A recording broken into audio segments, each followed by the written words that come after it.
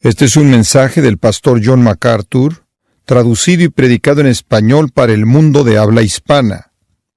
Regresamos a este gran primer capítulo y vamos a ver los versículos 7 al 8. En estos dos versículos leemos: He aquí que viene con las nubes, y todo ojo le verá, y los que le traspasaron, y todos los linajes de la tierra harán lamentación por él. Sí, amén. Yo soy el Alfa y el Omega, principio y fin, dice el Señor, el que es y que era y que ha de venir, el Todopoderoso. Cualquier persona que le gustan los libros con acción, libros con emoción, ciertamente le va a gustar el libro de Apocalipsis. No hay un libro absolutamente que se pueda comparar a él. Está cargado de drama, está cargado de suspenso, está cargado de misterio, pasión, horror, desastre sobre desastre. Habla, por ejemplo, de la historia venidera de la apostasía de la iglesia. Habla del colapso de la economía del mundo. Habla de la guerra final del mundo. Habla de desastres sin paralelos, desastres naturales. Habla de los juicios finales de la ira de Dios. Habla de baños de sangre, conflicto político que abre la puerta para un gobernante mundial impío, infernal, que se apodera del mundo. Habla de la destrucción total del universo entero y la condenación tanto de los cuerpos como de las almas de personas que van al infierno eterno. Es un libro de emoción increíble. Sin embargo, sorprendentemente es un libro de esperanza, y un libro de gozo, y un libro con un fin feliz. Nos va a tomar algo de tiempo desarrollar su historia. Va a tomarle algo de tiempo a Juan desarrollarla. Y entonces aquí en los versículos 7 al 8, nos da un anticipo de atracciones venideras, de lo que está por venir. Un breve vistazo de lo que trata el libro. Todo tiene que ver con el que viene. Es un libro acerca de la segunda venida. Aquí está el anuncio glorioso de la tesis, el tema, el corazón del libro en el versículo 7. Jesús viene. Ese gran hecho resume el libro.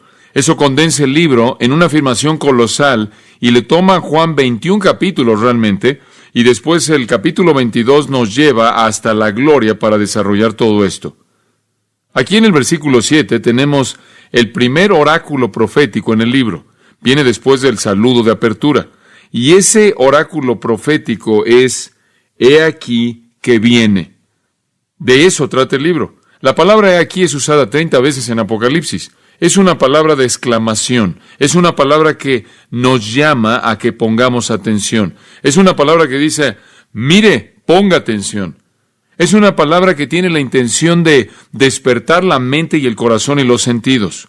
Realmente es impresionante que se use 30 veces.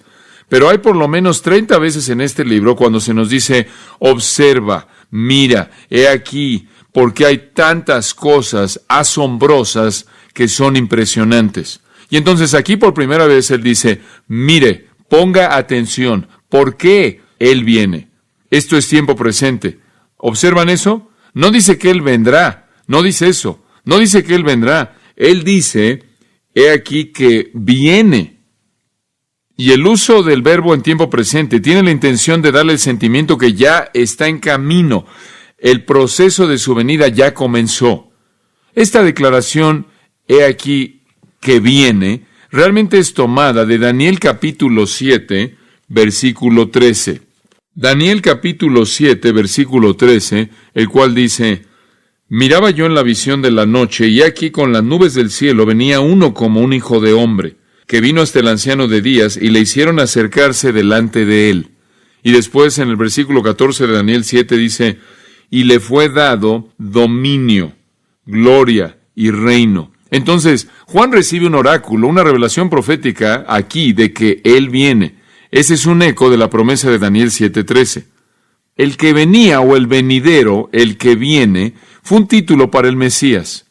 El que viene fue un nombre especial para el Mesías. De hecho, ahí en Mateo tenemos una referencia interesante a eso.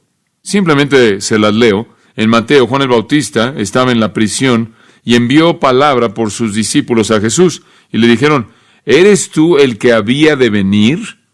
Como usted puede ver, los judíos sabían que el que venía era un título mesiánico. Jesús es el que viene o el que había de venir. Ese mismo verbo, erkomai, que significa venir o venida, es usado directa o indirectamente en referencia a Cristo 9 veces en el libro de Apocalipsis.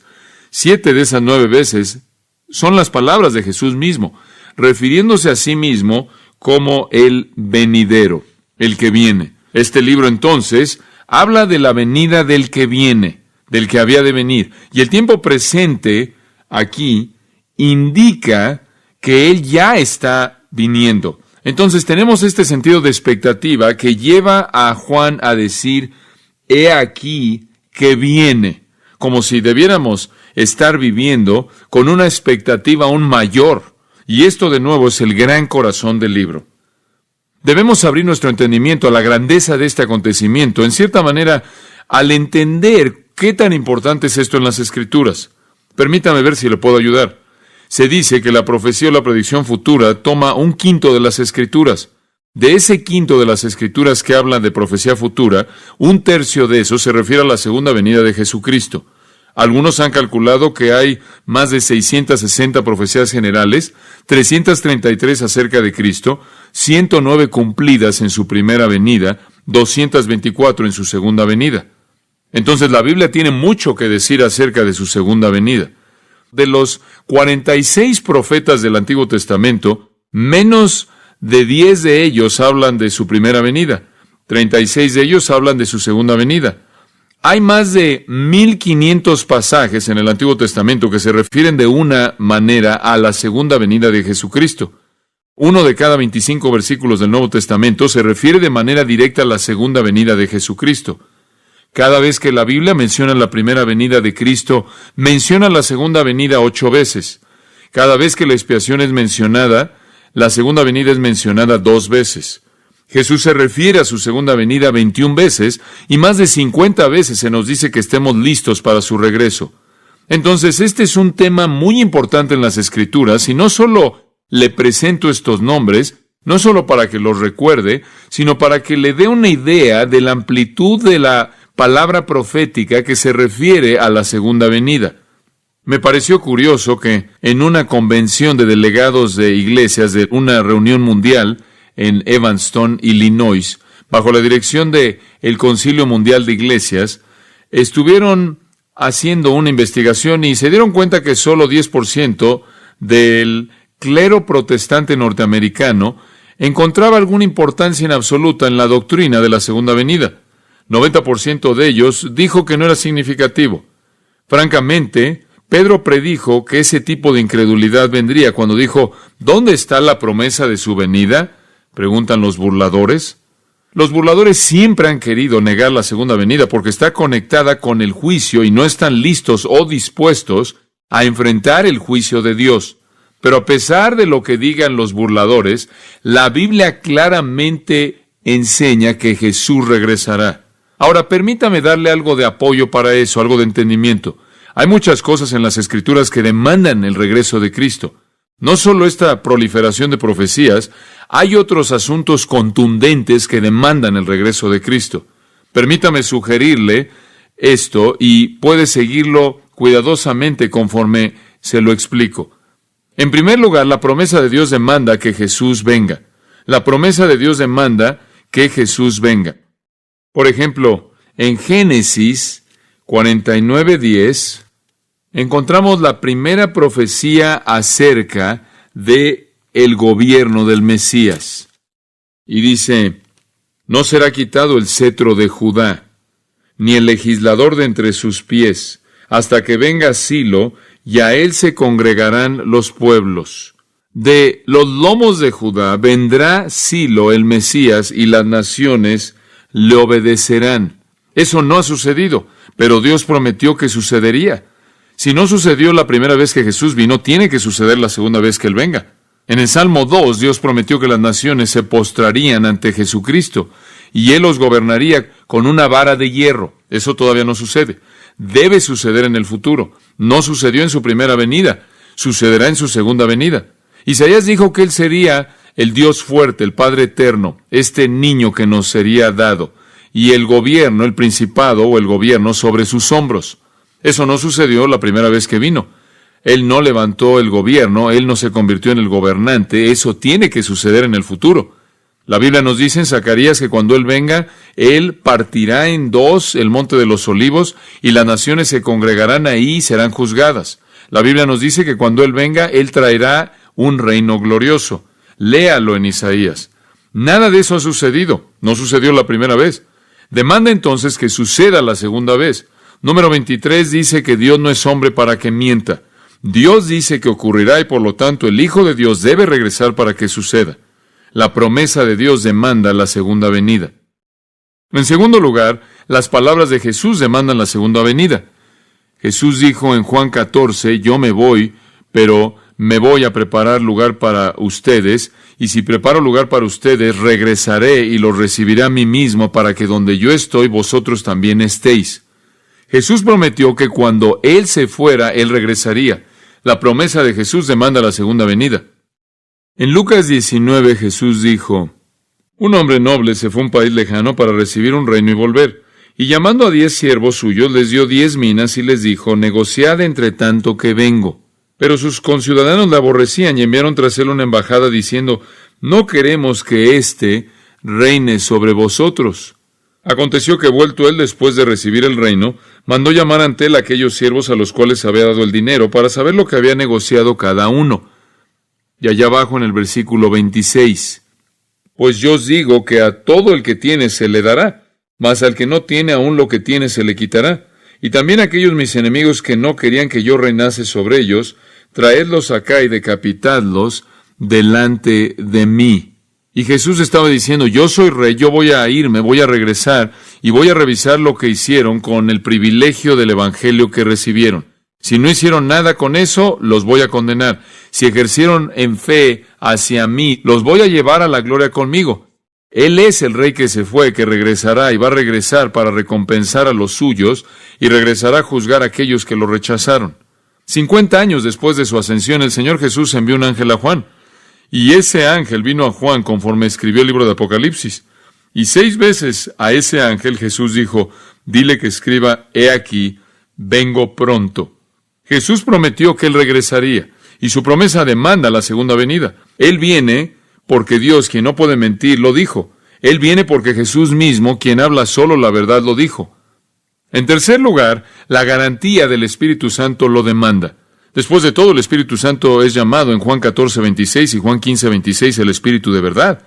En Juan 16:13 Jesús dijo, Él os guiará toda verdad. Él les hablará las cosas acerca de mí. Y lo que Él estaba diciendo es que Él iba a inspirar las Escrituras. Él va a moverse en los escritores que escribirían las Escrituras inspiradas. Y entonces cada vez que usted lee acerca de la segunda venida, 1 Corintios capítulo 1 versículos 4 al 8, Filipenses capítulo 3 versículos 20 al 21, Colosenses capítulo 3 versículo 4, Santiago capítulo 5 versículo 8, 1 de Pedro capítulo 1 versículo 13, 1 de Juan 3, 2 y 3, etc. Cada vez que usted lee acerca de la segunda venida de Cristo, ese es el testimonio del Espíritu Santo conforme Él inspira al escritor. Dios prometió que Él vendría.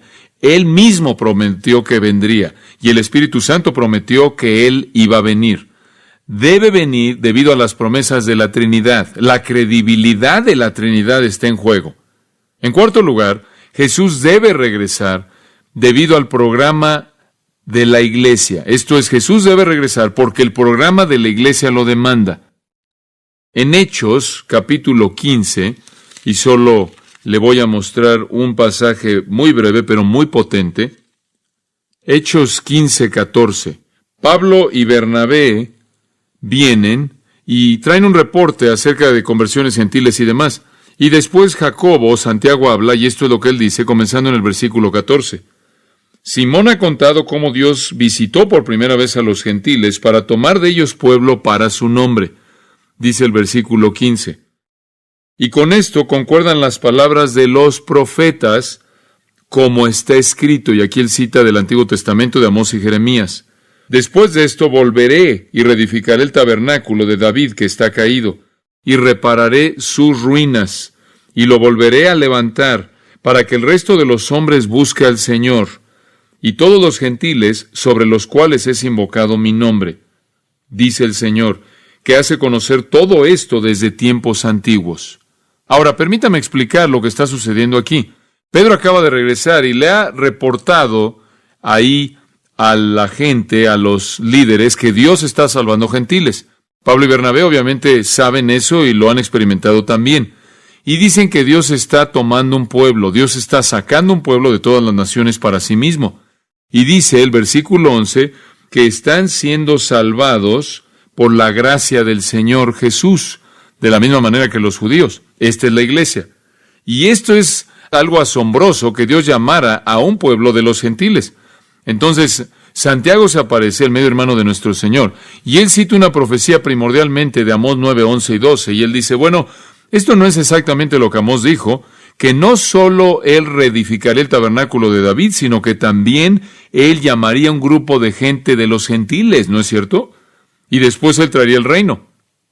Sí, el tabernáculo de David o el reino, la casa de David, la casa real, sería reedificada y sería restaurada, y ese es el reino.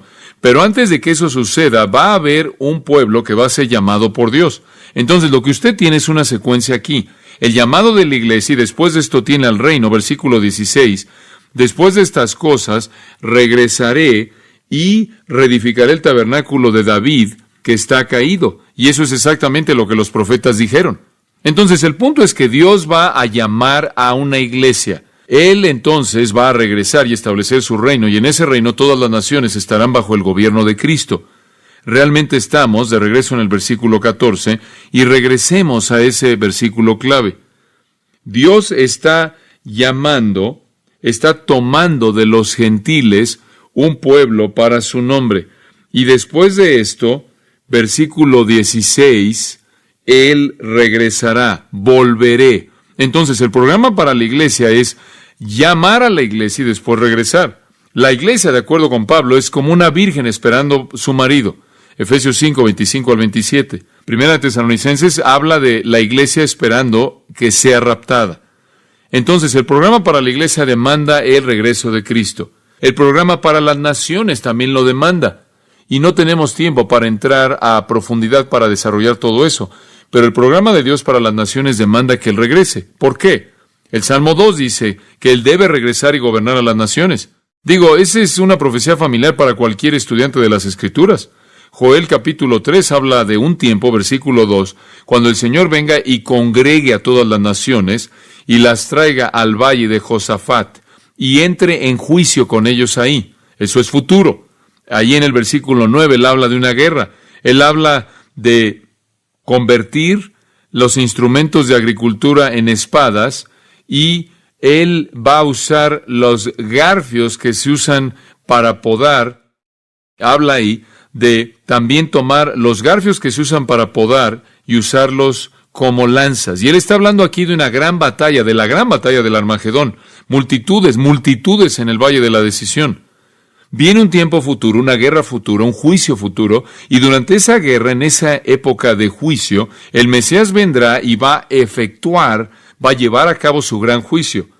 De hecho, en el versículo 12 de Joel 3 dice, ahí me sentaré para juzgar a todas las naciones que rodean. Ese es el deber del Mesías. Entonces, el programa para el juicio futuro de las naciones, el valle de Josafat, el valle de la decisión, el juicio de las naciones, demanda que Jesús regrese.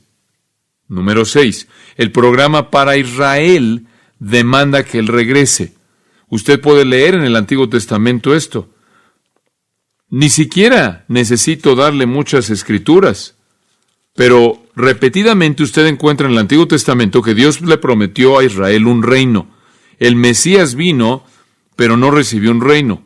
Por ejemplo, en Isaías 59, 20, y vendrá el Redentor a Sión, y a los que se volvieren de la iniquidad en Jacob, dice Jehová, y este será mi pacto con ellos, dijo Jehová. El espíritu mío que está sobre ti, mis palabras que puse en tu boca, no faltarán de tu boca, ni de la boca de tus hijos, ni de la boca de los hijos de tus hijos, dijo Jehová, desde ahora y para siempre.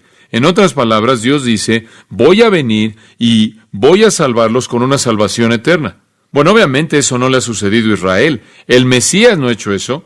La primera vez que vino lo mataron, lo rechazaron. Pero Él regresará en otra ocasión y creerán en Él. En Jeremías 23:5, he aquí que vienen días, dice Jehová, en que levantaré a David renuevo justo, y reinará como rey, el cual será dichoso, y hará juicio y justicia en la tierra. En sus días será salvo Judá, e Israel habitará confiado. Bueno, usted sabe que eso no ha sucedido. El Mesías vendrá, los salvará, les dará paz, prosperidad, seguridad y un reino. La Trinidad misma garantiza la venida de Cristo. Dios el Padre, Dios el Hijo, Dios el Espíritu Santo lo prometieron. El programa que Dios ha establecido para las naciones, para Israel, para la Iglesia, todo demanda el regreso de Cristo. Él debe regresar a juzgar a las naciones. Él debe regresar a recolectar a la Iglesia, a recoger a la Iglesia. Él debe regresar para darle el reino a Israel. 3 puntos más, 3 puntos simples. La humillación de Jesucristo demanda que Él regrese. La humillación de Cristo demanda que Él regrese. Él vino al mundo y lo rechazaron. Le dieron la espalda. Lo rechazaron. Esa no puede ser la manera en la que termine la historia. No puede terminar así. Él volverá a regresar y habrá un tiempo en el que Jesús regrese en gloria y lo adoren. En Mateo 26, usted conoce la terrible historia que se está contando en esta sección de Mateo acerca de la muerte de Cristo. Pero a la mitad, al estar frente al sumo sacerdote, escuche lo que Jesús dice en el versículo 63 de Mateo 26. Mas Jesús callaba. Entonces el sumo sacerdote le dijo: te conjuro por el Dios viviente que nos digas si tú eres el Cristo, el Hijo de Dios. Jesús le dijo: tú lo has dicho. Y además os digo que desde ahora veréis al Hijo del Hombre sentado a la diestra del poder de Dios y viniendo en las nubes del cielo. Y el sacerdote comenzó a romperse la ropa ante lo que él pensó que era una blasfemia. Y después él le escupió en su cara, le pegaron con sus puños en el rostro. Jesús dijo: no han visto lo último de mí, yo no voy a dejar que esta saga termine con mi humillación, me verán en poder y me verán en mi gloria. En otras palabras, el mundo, créeme, el mundo no ha visto lo último de Jesús. Es inconcebible para cualquier cristiano no decir nada de Dios, de que la última vista que tendría el mundo de Jesucristo es de un criminal sangriento, ensangrentado, muriendo, crucificado con sangre, con saliva y con moscas por toda su carne, colgando desnudo en el cielo de Judea. No el Hijo de Dios. Esa no es la última vista, el último retrato de Jesús. Número 8. Otra razón por la que Jesús viene es la exaltación de Satanás lo demanda. Satanás tiene una exaltación temporal. 3 veces en las Escrituras él es llamado el príncipe de este mundo. Pablo lo llama el Dios de este siglo. Juan dice que el mundo entero está en sus brazos. El escritor de Hebreos dice que él tiene el poder de la muerte, pero Jesús ha roto ese poder. En 1 de Juan 3:8 dice que Jesús vino para destruirlo, para destruir al diablo. Él vino para destruirlo. Y Romanos 16:20 dice: el Dios de paz aplastará en breve a Satanás. Jesús debe regresar, tiene que regresar para derrocar al usurpador que ha tomado el trono de este mundo. Y finalmente, número 9, la expectativa de los santos lo demanda. La expectativa de los santos lo demanda. La promesa de la Trinidad lo demanda. El programa para Dios lo demanda. La humillación de Cristo lo demanda. La exaltación de Satanás lo demanda y nuestra esperanza lo demanda. Si tenemos esperanza solo en este mundo, de todos los hombres somos los que, los más dignos de conmiseración. Tenemos esperanza porque sabemos que Jesús viene, que hay una vida eterna por delante. Pero no solo eso, no solo estamos esperando el cielo, estamos esperando a Cristo. Escuche lo que dice Tito 2:11.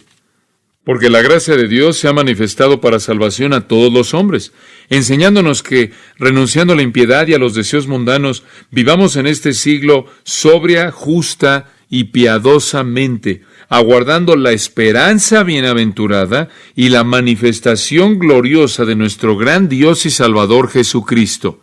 Esperamos a Cristo.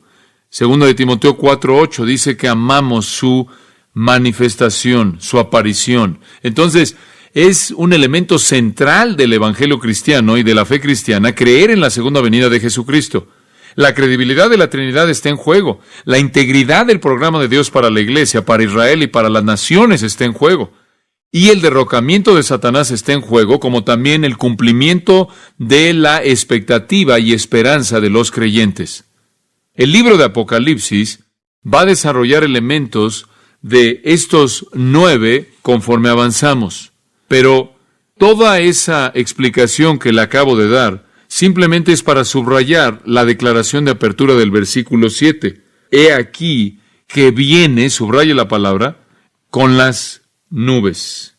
Todo lo demanda. Él viene. Ahora, conforme Juan nos da una probada, observe con atención, le voy a dar pensamientos muy simples y directos. Él nos muestra la gloria, este es el primer punto, la gloria de ello. Todo lo que acabamos de ver solo fue introducción. Aquí están los puntos que realmente quiero que vea, que se concentre en estos. Ahora que usted sabe que viene y todo lo demanda, en primer lugar, la gloria de esto. La gloria de su venida se indica por la frase con las nubes. Si usted estudia su Biblia, va a ver que las nubes juegan un papel importante. Una nube era el símbolo de la presencia de Dios con su pueblo en el desierto cuando estaban ahí en el desierto. ¿Se acuerda que fueron guiados por una nube de día? También recuerda que la nube de la gloria de Dios llenó el tabernáculo en Éxodo 40 cuando fue construido. También recuerda que cuando el templo fue completado en 1 de Reyes 8:10, la nube de la gloria de Dios llenó el templo. También se acuerda que en Daniel 7:13, el Hijo del Hombre vendrá con las nubes del cielo.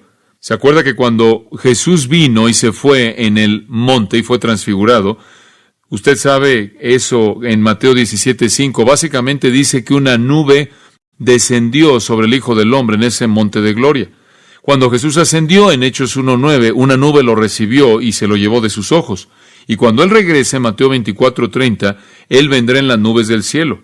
Y entonces, aquí volvemos a ver que Él viene con las nubes. ¿Cuál es el punto de eso? Bueno, podría significar un origen celestial. Él viene de los cielos donde están las nubes. Pero creo que es más que eso.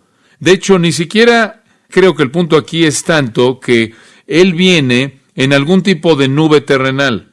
Creo que esta es una nube de gloria o nubes y nubes de gloria. Si usted regresa al Antiguo Testamento, se remonta hasta Génesis, lee acerca de la gloria Shekinah, la cual era luz, una luz resplandeciente, refulgente.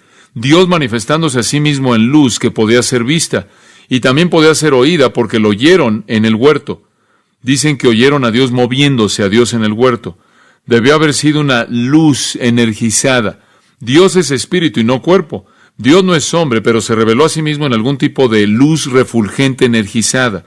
Entonces era tan poderosa y tan refulgente que nadie podía verla de manera plena, completa y vivir, dice en Éxodo 33. Entonces puede ver usted poco de ella.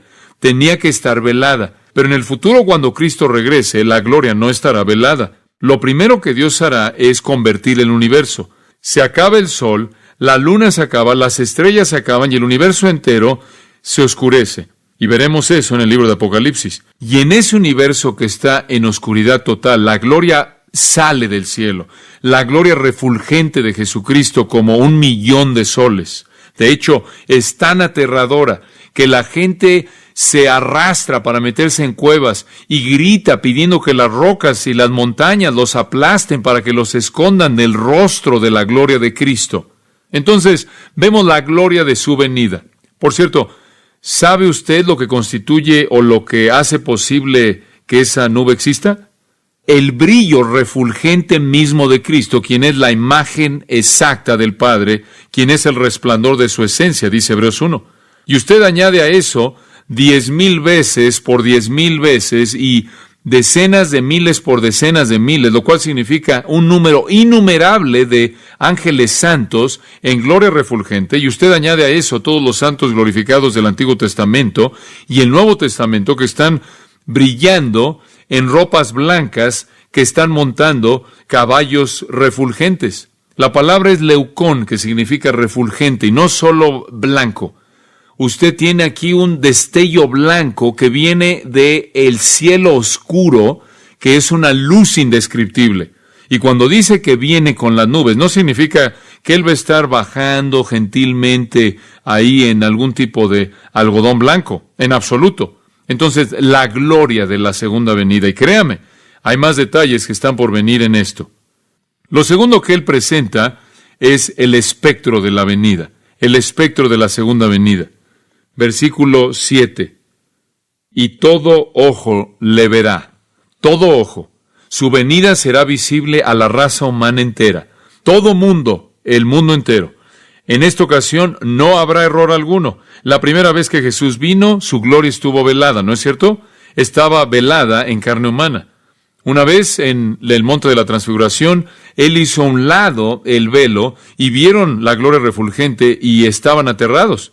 Pedro, Santiago y Juan, o Jacobo y Juan, estaban llenos de temor y eran creyentes. Y ese fue solo un vistazo, un pequeño vistazo de la gloria, pero estaba velada por su carne humana. Estaba cubierta, estaba escondida. Cuando Él regrese no estará, y todo ojo sobre la faz de la tierra lo verá. Y después divide eso en dos grupos. Y los que le traspasaron y todos los linajes de la tierra harán lamentación por Él. Esos son dos grupos. Dice usted, ¿quiénes son? Los que le traspasaron, no los soldados romanos.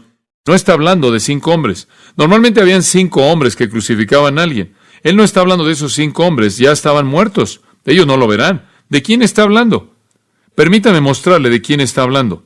Vaya a Juan 19:37. Claro que los soldados que estuvieron ahí, ellos, versículo 34, uno de los soldados le abrió el costado con una lanza y al instante salió sangre y agua. No tuvieron que romper sus piernas, ya estaba muerto. Entonces dice el versículo 36, no será quebrado hueso suyo, como dijo la Escritura. Y también otra Escritura dice, mirarán al que traspasaron. ¿A qué se refiere eso? Él está hablando de la profecía de Zacarías. ¿Y quién dijo Zacarías que este grupo era que miraría al que traspasaron? Zacarías dijo que eran los judíos, serían los judíos. Zacarías dijo que vendría el día cuando verían al que traspasaron y se refirió a los judíos. Dice usted, ¿cómo sabe usted eso? Porque eso es exactamente lo que dice. Derramaré en la casa de David y en los habitantes de Jerusalén el espíritu de gracia y súplica para que miren a él a quien traspasaron. ¿Quién traspasó a Jesús? No fueron los romanos. ¿Quién fue responsable por su muerte? ¿O quién fue responsable de su muerte? Israel. Observe Hechos capítulo 2. En Hechos capítulo 2 versículo 22. Varones israelitas, oíd estas palabras. Jesús Nazareno, varón aprobado por Dios entre vosotros con las maravillas, prodigios y señales que Dios hizo entre vosotros por medio de él, como vosotros mismos sabéis, a este entregado por el determinado consejo y anticipado conocimiento de Dios, prendisteis y matasteis por manos de inicuos, aquí viene, crucificándole. Ellos lo hicieron. Ustedes usaron las manos de los romanos, pero lo hicieron. Hechos, capítulo 3, versículo 14. Mas vosotros, aquí le está hablando a los judíos, negasteis al santo y justo y pedisteis que se os diese un homicida, y matasteis al autor de la vida. Eso es correcto, son los judíos. Y entonces, ¿qué es lo que está diciendo aquí en el versículo 7? Los judíos que lo traspasaron lo verán. Ellos lo verán. Ahora escúcheme. Lo que usted va a descubrir, lo que usted va a encontrar en el libro de Apocalipsis, es que algunos de esos judíos habrán sido salvados para el momento en el que viene. De hecho, hay 144,000 de ellos, 12,000 de cada tribu, que son salvos y están evangelizando el mundo. Y habrán otros judíos que serán salvos en la segunda mitad de una época llamada la tribulación, exactamente antes de que Él venga. Entonces, algunos lo verán a Él, algunos de los judíos que han sido salvados para ese entonces, pero para otros judíos, cuando lo vean por primera vez que viene del cielo, todavía no habrán sido salvos, pero en ese momento serán salvos. Hay un periodo de tiempo cuando Cristo viene del cielo, antes del juicio final, quizás días, quizás horas, no conocemos el tiempo exacto, pero hay tiempo para arrepentirse. Y creo que para la gran mayoría de la nación de Israel, ese será el momento en el que los judíos se salven, aquellos que estén vivos en esa época, en ese momento. Regrese a Zacarías, capítulo 12, y solo voy a desarrollar esta verdad tremenda para usted. Zacarías 12, 10. Y derramaré sobre la casa de David y sobre los moradores de Jerusalén espíritu de gracia y de oración. ¿Qué quiere decir eso? Voy a salvar a los judíos, voy a salvarlos. Y mirarán a mí, a quien traspasaron, y llorarán como se llora por hijo unigénito, afligiéndose por él como quien se aflige por el primogénito. ¿Por qué llorarán? Le voy a decir por qué van a llorar. Llorarán por lo que le hicieron a su Mesías. Viene un día cuando Dios salva a la casa de David, cuando salva a los judíos, cuando derrama gracia y oración en ellos. La palabra oración les da el espíritu de arrepentimiento mediante el cual ruegan porque se les perdone. Ellos suplican perdón. Yo voy a hacer eso por ellos. Y verán al que traspasaron, que viene del cielo, y llorarán como quien llora por hijo unigénito, afligiéndose por él como quien se aflige por el primogénito, porque se darán cuenta de lo que han hecho. Reconocerán, se darán cuenta de su pecado, y sus lágrimas serán lágrimas de arrepentimiento. En aquel día, dice el versículo 11, habrá gran llanto en Jerusalén, como el llanto de Hadad Rimón en el valle de Megiddo. Habrá un lloro terrible, un tiempo terrible, muy parecido al lloro en el valle de Megiddo, cuando el rey piadoso Josías fue asesinado por Faraón Necao, y eso se registra en 2 de Crónicas 35. Va a ser un tiempo terrible de lloro. Versículo 12. Y la tierra lamentará, cada linaje aparte, los descendientes de la casa de David por sí, y sus mujeres por sí. Los descendientes de la casa de Natán por sí, y sus mujeres por sí. Los descendientes de la casa de Leví y sus mujeres por sí. Todo mundo va a estar llorando. Y todas las mujeres van a llorar, y toda familia va a llorar. Este es todo Israel. Cristo viene en gloria refulgente. Toda persona en el mundo lo ve. Los judíos lo ven. Algunos de ellos serán salvos, pero en este momento los que todavía no han sido salvos van a llorar en arrepentimiento y súplica, y van a sentir la gracia y el perdón de Dios. Capítulo 13, versículo 1. Esto es tan hermoso. En aquel tiempo, el día mismo cuando Él venga, habrá un manantial abierto para la casa de David y para los habitantes de Jerusalén, para la purificación del pecado y de la inmundicia. ¿Qué va a hacer Él? Él va a limpiarlos. Él va a limpiarlos. ¡Oh, qué maravillosa verdad! Salvación. En ese día, un día, Dios dice, quitaré el pecado de la tierra en un día. Y ese es el día de su venida. Eso se encuentra, por cierto, en Zacarías 3:9. Quitaré el pecado de la tierra en un día. ¿Saben lo que significa llorar? Lo que significa golpearse el pecho en tristeza, lamentarse, llorar. Este es el lloro del arrepentimiento. Ahora mantenga eso en su mente. Cuando Jesús viene, gloria refulgente, los judíos se arrepienten. Isaías 25:9 dice, y se dirá en aquel día, he aquí, este es nuestro Dios, le hemos esperado, y nos salvará. ¡Wow! Los 144,000 ya habrán sido salvos.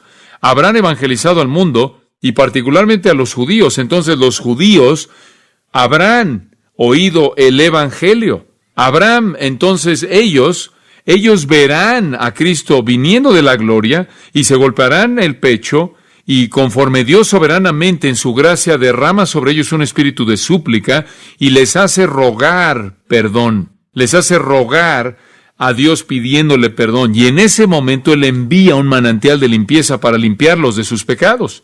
Y Romanos 11 se cumplirá cuando Pablo dice, y entonces Israel, todo Israel será ¿qué? Salvo. Los judíos lo verán y llorarán el lloro del arrepentimiento. Pero note Observe el otro grupo que lo verá, y todos los linajes de la tierra harán lamentación por él. ¿Todos los linajes de la tierra? ¿Quiénes son? Mateo 24:30 lo señala de una manera incisiva.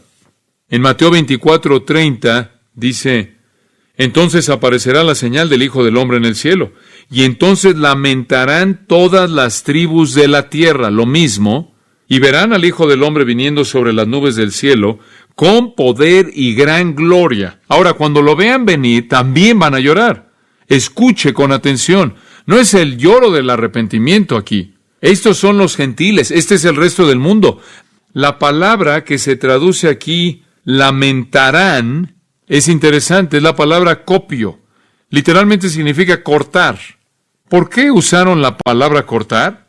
Porque viene de imágenes orientales. Cuando la gente estaba en tristeza profunda, por alguna razón extraña, se cortaban a sí mismos.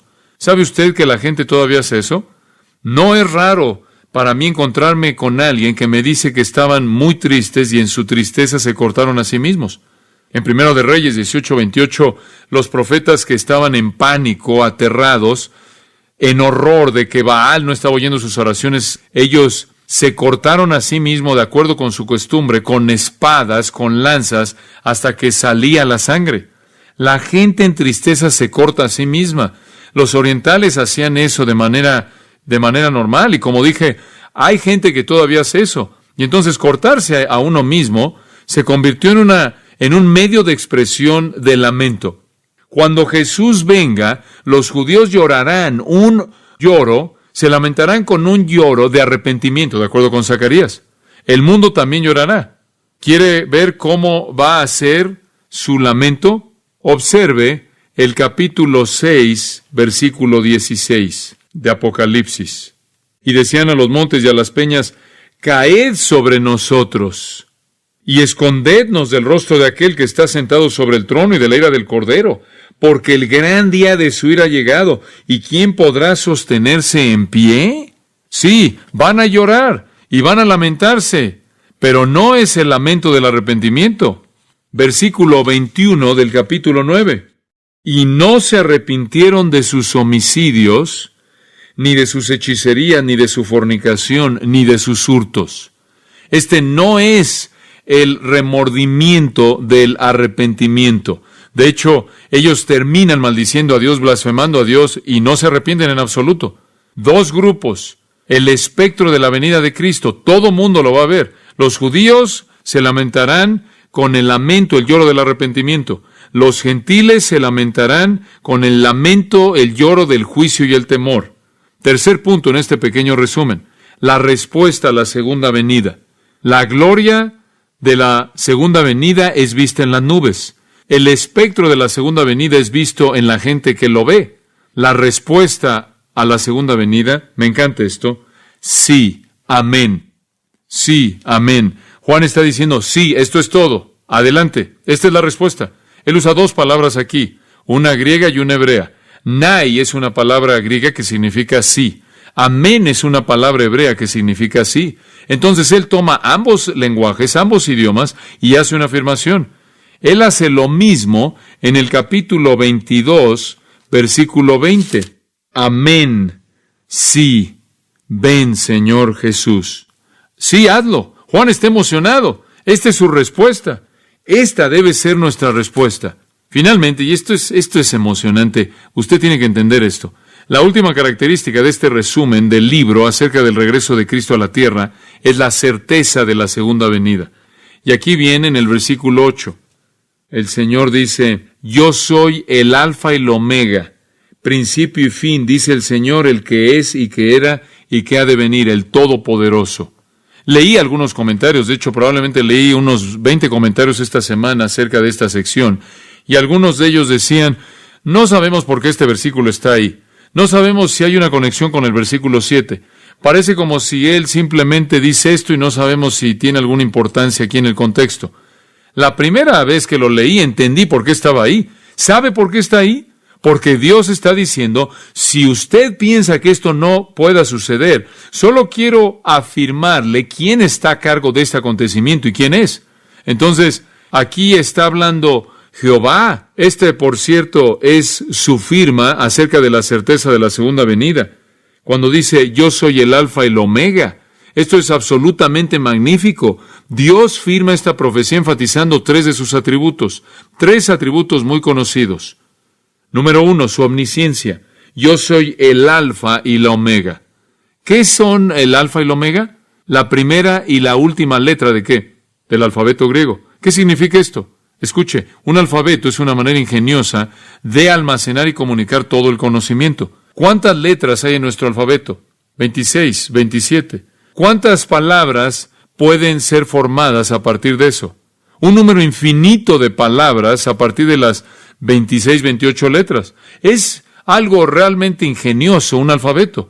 Y con 28 letras en nuestro alfabeto, arregladas, ordenadas, en casi combinaciones interminables, podemos almacenar y expresar todo el conocimiento. No hay una combinación de letras fuera de nuestro alfabeto que tenga sentido alguno. Si usted inventa alguna cosa ahí rara que no funciona con nuestro alfabeto y no es conocida y no pertenece al alfabeto, es absurdo para nosotros. Nuestro alfabeto contiene todo el conocimiento. ¿Por qué entonces Dios está diciendo yo soy el Alfa y el Omega? Él está diciendo yo soy el alfabeto supremo soberano en el que se contiene todo el conocimiento. Eso es lo que está diciendo. Yo soy de Aleph a Tau, yo soy Alfa y Omega, yo soy de la A a la Z. Porque alguien podría venir y decir, bueno, usted dice que Jesús viene. Bueno, quizás usted no sabe todo. Quizás hay algo que usted puede torcer en este asunto que ni siquiera conoce. Y él dice, mira, yo soy de la A a la Z. Yo contengo todo el conocimiento. No hay información, no hay conocimiento, no hay verdad, no hay entendimiento, no hay sabiduría fuera de lo que yo conozco. Cuando digo que Cristo viene, les estoy diciendo que no habrá sorpresa alguna, porque no hay nada fuera de mi conocimiento. Yo soy de la Alfa a la Omega. Yo lo sé todo. Y debido a que yo tengo todo el conocimiento, no hay nada que yo no sé. No hay nada que exista o que pudiera suceder que pudiera afectar este plan, porque no hay nada que yo ignoro. No hay factores desconocidos que pudieran sabotear la segunda venida. El segundo atributo que él señala es su omnipresencia. Él se identifica a sí mismo como el que es y que era y que ha de venir. Esto realmente es una declaración asombrosa. Él no dice yo soy el que estuvo ahí o el que está aquí y el que estará por allá. Él simplemente dice el que es y que era y que ha de venir. Esto es abierto. Aquí Dios está afirmando su presencia eterna. Él está en todo lugar, en todo momento. Él siempre ha sido, siempre será y es. Su presencia no está limitada. Su presencia no está limitada por el tiempo, por el espacio. Alguien podrá decir, bueno, usted sabe, podría saber lo que sabe, porque usted sabe lo que sabe acerca de los lugares donde ha estado, pero puede haber algún lugar afuera de ahí que haya algo que usted ni siquiera conoce. Y Dios dice, yo estoy en todo lugar, todo el tiempo, en todo momento, y entonces no hay nada afuera de donde yo estoy. No hay nada que pueda suceder antes de que yo esté, y no hay nada que pueda suceder después de que yo me vaya, porque nunca hay un antes de donde yo estoy, ni nunca hay un momento en el que yo no estoy. Y cuando yo digo que Jesús va a venir, ese es algo seguro, porque todo asunto, toda persona, todo acontecimiento, todo lugar y toda realidad en toda la eternidad son visibles a mí. El tercer atributo es omnipotencia. Al final del versículo 8, él dice, el Todopoderoso. Alguien va a venir y decir, bueno, sí, quizás es omnisciente y sabe todo, y quizás él está en todo lugar y no hay nada en ningún lugar de lo que él no esté totalmente consciente, pero quizás hay alguien que sea más poderoso que él. Y ese alguien puede echar a perder el plan. Y entonces él dice, si está pensando eso, le recuerdo que yo soy Pantocrátor, griego, el de todo poder. No ayudaría mucho tener todo el conocimiento y estar presente en todo lugar si no tiene usted todo el poder, ¿no es cierto? Porque toda esa información y toda esa observación no significaría nada si usted no puede controlar lo que está pasando. El Dios Todopoderoso, por cierto, es usado 9 veces en el libro de Apocalipsis. Él es el poder supremo. Sí, Él tiene todo el conocimiento, sí, Él está en todo lugar y en todo momento presente, y sí, Él está en control absoluto, soberano, completo de todo. Y cuando Juan dice, Él viene. Y Dios va a garantizarlo. Y Él va a venir en una nube de gloria, y el mundo entero lo va a ver. Los judíos van a lamentarse y ser salvos. Los gentiles van a lamentarse y ser destruidos. Y nuestra respuesta debe ser sí, sí que suceda. Y Dios dice, créeme, va a suceder. Versículo 7, es verdad porque Dios lo garantiza por su persona en el versículo 8. Jesucristo dejó el cielo una vez por la tierra en una humillación. Él regresará en exaltación. Él dejó una vez el cielo para ser matado, y lo hará otra vez para matar. Él dejó una vez el cielo para servir, y lo volverá a hacer para ser servido. Él dejó el cielo una vez para ofrecer gracia, y Él lo volverá a hacer para demandar justicia. Él dejó una vez el cielo para buscar y salvar. Él lo volverá a dejar para buscar y destruir. La pregunta siempre en este libro es, ¿está usted listo? Él viene. Juan Phillips escribe, y cito, uno de los pasajes más conmovedores en la historia inglesa de las conquistas y cruzadas de Ricardo I, Ricardo Corazón de León.